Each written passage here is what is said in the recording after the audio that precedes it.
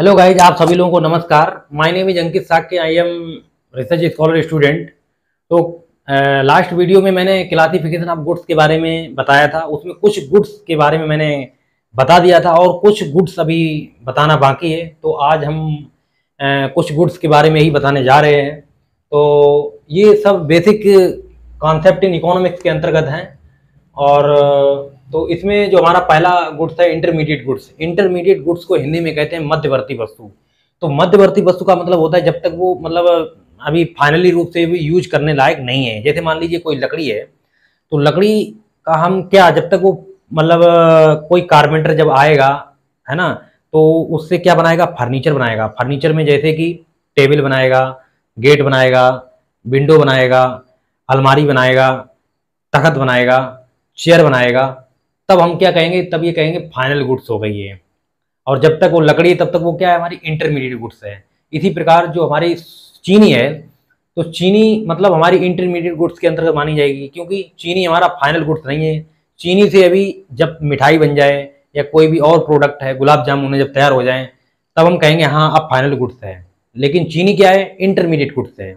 इसी प्रकार जो हमारे कॉटन है, तो कॉटन मतलब जब है तो वो हमारा मध्यवर्ती वस्तु है, मतलब इंटरमीडिएट गुड्स है। जब कॉटन से जब हमारे कपड़े बनकर तैयार हो जाएं, जब हम पहनने लगें, तब हम कहेंगे हाँ ये फाइनल गुड्स है। मतलब बाउंड्री लाइन के जब तक क्रॉस ना कर जाए तब तक वो क्या कहलाती है, इंटरमीडिएट गुड्स कहलाती है। देखिए, which had not crossed the boundary line of production, मतलब प्रोडक्शन का जो बाउंड्री लाइन क्रॉस नहीं होता है जब तक, तब तक वो क्या माना जाता है, इंटरमीडिएट गुड्स माना जाता है।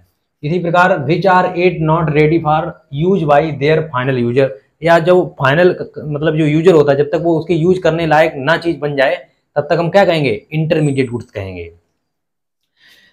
इसके बाद में कुछ जैसे ये है, जो इंटरमीडिएट गुड्स होती हैं वो नेशनल इनकम, नेशनल प्रोडक्ट में क्या होती हैं, शामिल नहीं की जाती हैं। लेकिन जो फाइनल गुड्स होती हैं उनको नेशनल इनकम, नेशनल प्रोडक्ट में शामिल किया जाता है।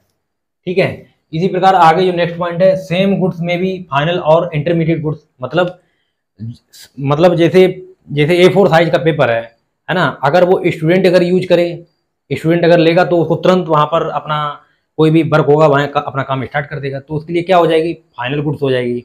लेकिन यही अगर A4 साइज का जो पेपर है, अगर वो कोई पब्लिशर अगर यूज करे, मतलब किताब बनाने के लिए, तो वो क्या कहलाएगा, तो वो क्या कहलाएगा, इंटरमीडिएट गुड्स कहलाएगा।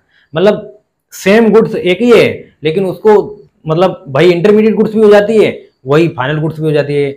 ये डिपेंड करता है वो यूज करने वाला कौन है, यूज कैसे करता है। ठीक है। इसके बाद में है हमारा फाइनल गुड्स। फाइनल गुड्स को मैंने बताया जब वो बाउंड्री लाइन यानी कि होती है प्रोडक्शन की, जब वो क्रॉस कर जाए, यानी कि सर्विस का एंड हो जाए जब वहां पर, तो हम कहेंगे हाँ ये फाइनल गुड्स बन के तैयार हो गई है।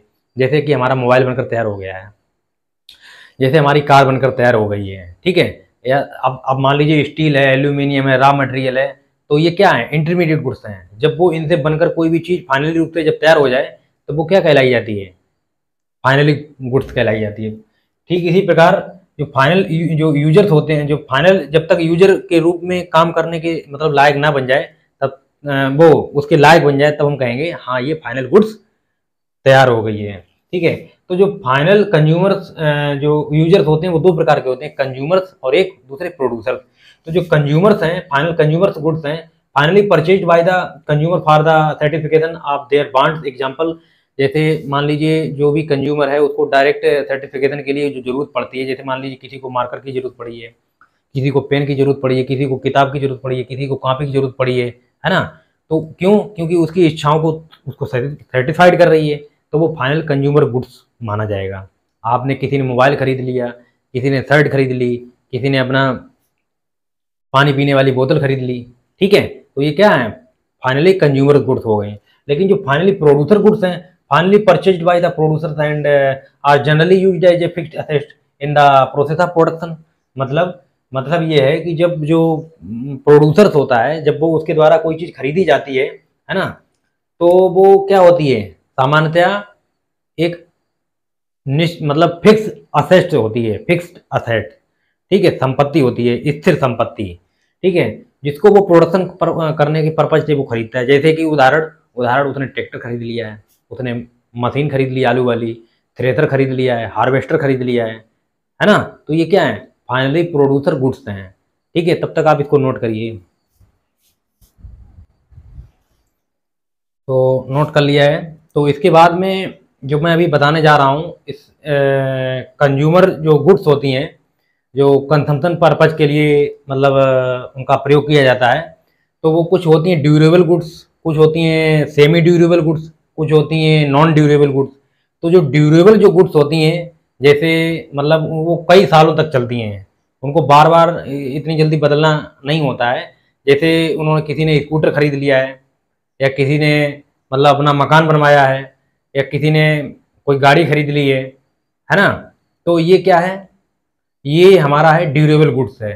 और जो सेमी ड्यूरेबल गुड्स है, जैसे किसी ने अपने प्रेस खरीद लिए, किसी ने मतलब क्या बोलते हैं, किसी ने प्रेस खरीद ली है, तो किसी ने कपड़े खरीद लिए, तो एक साल में ये मतलब चेंज हो जाते हैं, है ना। एक साल तक तो इनका समय है। लेकिन जो नॉन ड्यूरेबल गुड्स हैं वो मतलब जल्दी नहीं चल पाते हैं। जैसे वेजिटेबल गुड्स होती हैं या फ्रूट्स होते हैं, है ना, और तुम्हारा मिल्क होता है, तो ये मतलब नहीं टिक पाते हैं ना, इनको इतना समय, लंबे समय तक इनको स्टोर भी नहीं कर सकते हैं। ठीक है। तो अब मैं जो भी बताने जा रहा हूँ वो मैं कैपिटल गुड्स के बारे में बताने जा रहा हूँ कि जो कैपिटल जो गुड्स होती हैं वो फिक्स्ड असेट्स होती हैं। वो सर्विस के लिए उत्पादन का उनका मतलब बार बार प्रोडक्शन किया जाता है, और उनकी जो वैल्यू होती है वो बहुत हाई होती है। जैसे fixed assets of the producers example plant and machinery है, बिल्डिंग है, फर्नीचर है, यार फिक्स्ड असेट्स हैं। ठीक है। और इसके बाद में प्रोड्यूसर गुड्स भी होती हैं जिनका मतलब अदर वस्तुओं, मतलब अन्य वस्तुओं के लिए जिनका उत्पादन किया जाता है बनाने के लिए, जैसे रॉ मटेरियल है ना, या मशीन है। ये क्या है, हमारा प्रोड्यूसर गुड्स है। तो हम ये कह सकते हैं कि जो प्रोड्यूसर जो गुड्स होती हैं उनका एक पार्ट होता है कैपिटल गुड्स। तो जो सभी कैपिटल जो गुड्स होती हैं वो मतलब जो सभी कैपिटल गुड्स हैं वो प्रोड्यूसर गुड्स हो सकती हैं, लेकिन जो सभी प्रोड्यूसर गुड्स हैं वो कैपिटल गुड्स नहीं हो सकती हैं। ठीक है। और जो नट और जो बोल्ट हैं, यहाँ पर जो नीचे लिखा हुआ है, वो आर यूज सेवरल ईयर्स, लंबे समय तक उनको प्रयोग में लाया जाता है, लेकिन वो कैपिटल गुड्स में उनकी गिनती उनको उनको मतलब नहीं मतलब किया जाता है, मतलब involve capital goods, but not वो कैपिटल गुड्स वो नहीं है। और because these are of low value, उनकी जो कीमत है वो जो है ना वैल्यू है वो बहुत कम है। ठीक है।